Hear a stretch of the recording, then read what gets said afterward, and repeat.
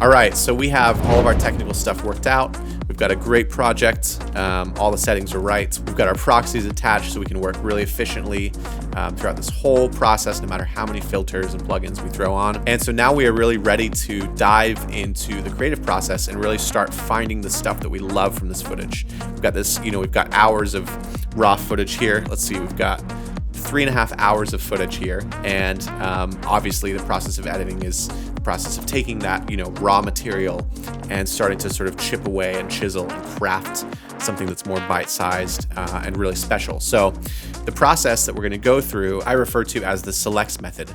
Again, I mentioned earlier that back in the day I would click through each one of these and set in and out and then drag here and then do the next thing forever. But you get to this part where the client wants something that you shot, but you can't see it in your edit anymore. And so the process of keeping a really nice flow of easily accessible revisions and timelines is a massive part of this. And it starts with the selects method, which is essentially the process of pulling our selected footage that we're going to use. And so we're going to dive straight into that now. And the first thing we're going to do is we're going to duplicate this all timeline, and we're going to create our selects timeline. So this is the one that we're going to work from, right? We're going to double click that, make sure the selects is the one that we're working with. We're actually just going to close down the all footage because this all sequence is really only here as sort of a backup that we can reference really quickly.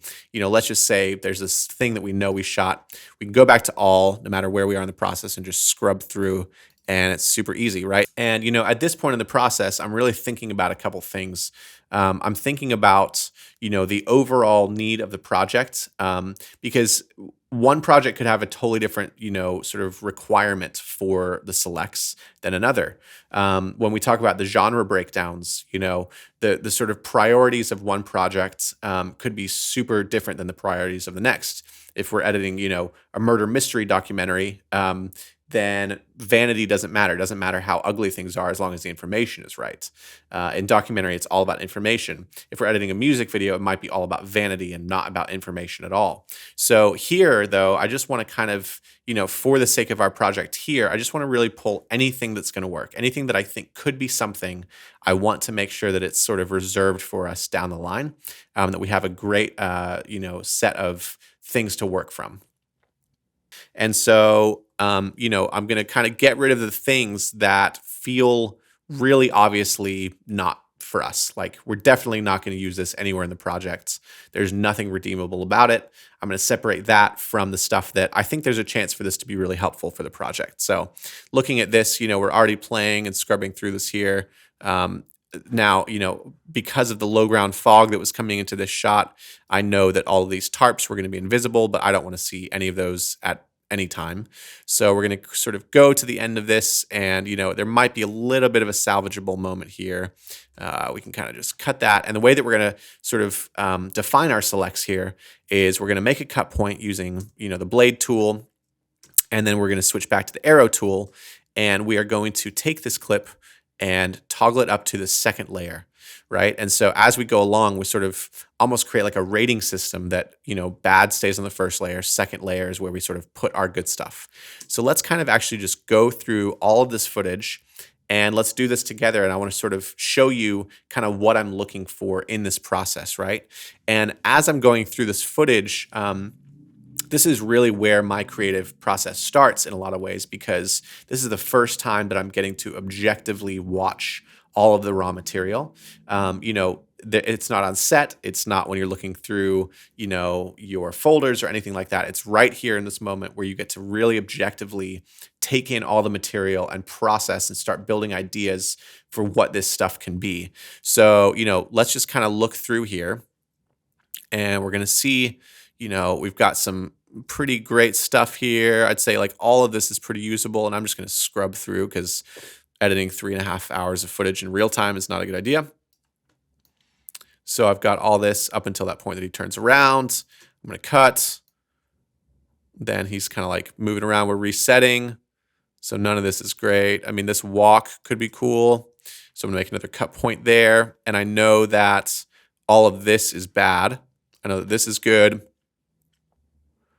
So the beginning of this walk right here could be helpful. I'm going to cut right after the walk. We're going to drag that up. I don't like this walk back in. Not super helpful. This walk just feels kind of, when I'm watching this, I'm like, I don't know, just feels a little dead. So I'm not crazy about that take. I'm actually just going to skip that one. Another piece of the puzzle that really helps me in this phase is actually incorporating music. And so, if I kind of have a general idea of the vibe or the tone of the footage or the vibe that I'm wanting to create, I find that putting some sort of track on, some sort of music that sort of inspires me, helps me to visualize this footage in a fresh light. Because, let's just look at this completely dry, right? It kind of just feels like nothing. Like it feels horrible. It feels like just terrible. Like you just see every mistake. There's no excitement about this at all. But, earlier on, I was actually, digging through and looking for some music that I thought could actually inspire, potentially even be sort of a final, piece of music for this project that we're going to be working on. And so I want to go down to Music Bed, and we can go to my projects here. And I've already created this sort of playlist that I think will kind of help us as we start to watch this stuff. And so we can go, let's just play. I remember this one being kind of cool. So to me, this is like the perfect vibe, right? Just ethereal, spacey. I've got a ton of other stuff sort of picked, but I know that I want sort of a very sort of Blade Runner, sci-fi, very kind of spacey kind of vibe going on. And this song on the Music Bed by Sublab was my favorite for today. So let's keep that running as we go back into our sequences here. And it just really helps us visualize this footage in a fresh way. So a lot of this, obviously, I know that, I knew that we were going to have low ground fog. So we're going to sort of let that roll in. This is where I start sort of hating all my decisions as a director, because I can see that I never let it roll in, and then we just cut straight to the next shot. But I have an idea of how we can fix that. So let's just save the end of that. We're going to drag that up to that layer right there. And again, sort of our rating system here is that we drag everything to the second layer that we plan on keeping. Everything that we plan to delete or that we find no purpose in will kind of disappear and sort of stay on this layer 1 that we'll delete at the end of this process. So let's start scrubbing through. So I don't like where he puts his hand out there, but I love this beginning. I love how he's looking up here. So we can keep some of that. His hand was kind of fidgety, but we'll just keep some of that there. Don't love this stuff. This isn't super helpful. So I'll start to move a little bit quicker here and just start to kind of like get an idea of what I think could be cool. We're not going to watch this back in real time because 3.5 hours of raw footage would be quite a lot to watch. So I'm just going to really start going through the process here, and we'll kind of settle in and kind of find our groove.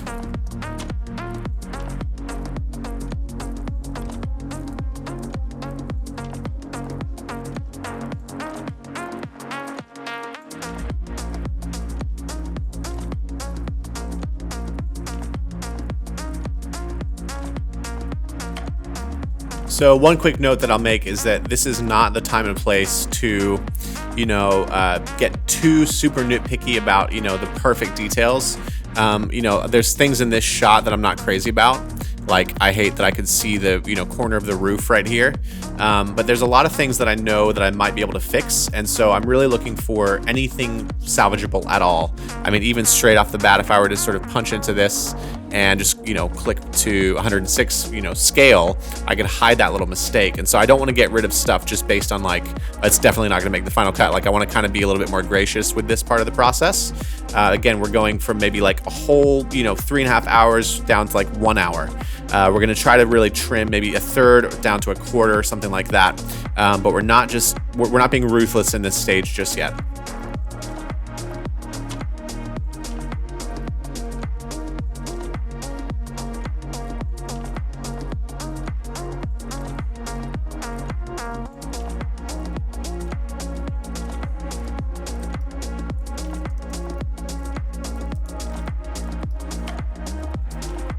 All right, so about 30 minutes later, we've gotten through about 3.5 hours of footage here, and you can see that we've pretty nicely sorted you know, all the stuff that we want to keep, everything on the second layer, a couple things even on the third layer that I was really loving.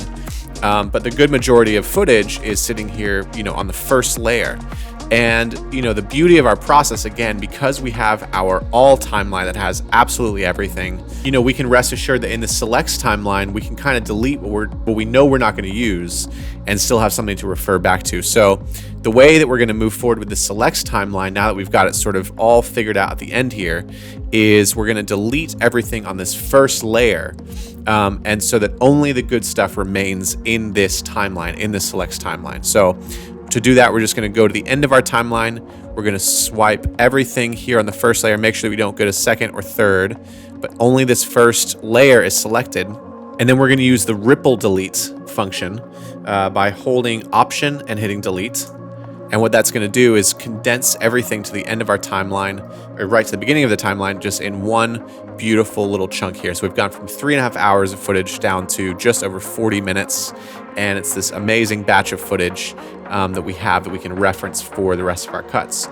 So the final thing that I would want to do here before moving on is I want to just kind of like, you know, make sure that things are kind of organized in a pretty logical fashion as far as the type of, you know, content that we're organizing here. And so, you know, in this shoot, we had 2 cameras. There was a Movi for half the day that came along, and then, you know, the majority of our stuff was shot on tripod.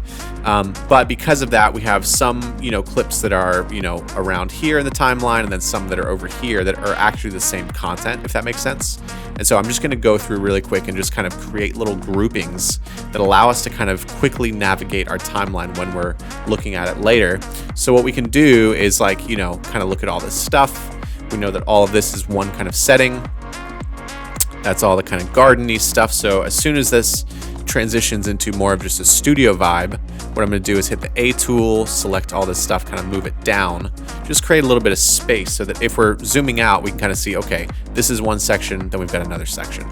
And we're going to kind of keep doing that, you know, so that logically we can kind of see what's laid out here. So this is all of our studio stuff. We could break it up even by the black background. So let's start there. Let's move that down. Okay, now we get to our first stairs look. So let's go here. We're gonna move that down. Stairs, stairs, stairs. Good. Okay, now we get into the garden stuff. So this is, you know, clearly at the end. So we can actually take this. We're gonna take this first clip and let's see. So that's our first one. Where does that end?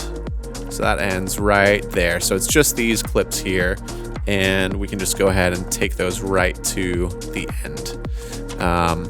All of this is stairs. Great. Great, great, great. Okay, now we have one other type of footage here that I'm gonna kind of set aside. So we can, again, hit delete in these spaces to get rid of all the spaces. Move these back down. And then we have a nice orderly kind of timeline here where we can zoom out and see, all right, here's our little sets in different sections. We could even go even further and break up, you know, the orange stairs versus the white stairs versus the whatever. But for now, let's kind of just keep it one general vibe. So we'll close that up.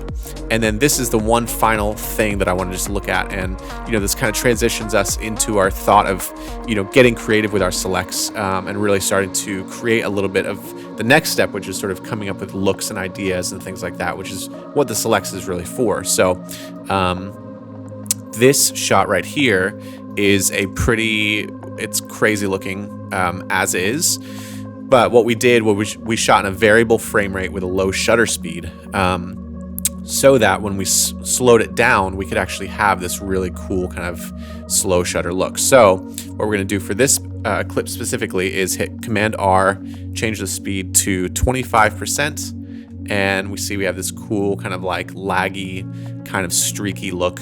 It could be kind of a cool vibe. And I'm not going to dive into the selects on that yet because that's all just kind of crazy and fun, but you can see how that could be a really cool vibe later on. So the beauty of this process, again, the selects method, is that it really allows us to objectively look at all of our footage right at the beginning of the project, get a big overview of everything that we have. The beauty of it too is that I've gotten so many ideas for this edit just in the process of watching this back and sort of starting, to get an idea of what we have here. But essentially, this is the selects method, super, super important. Again, find the right music at the beginning, make sure you're sort of looking for all the right things, and kind of just soak up, all the possibilities of what the project could be in this part of the process, and you will not be sorry moving forward. Super stoked to dive into the creative part and really take what we've pulled and start piecing it together in unique ways.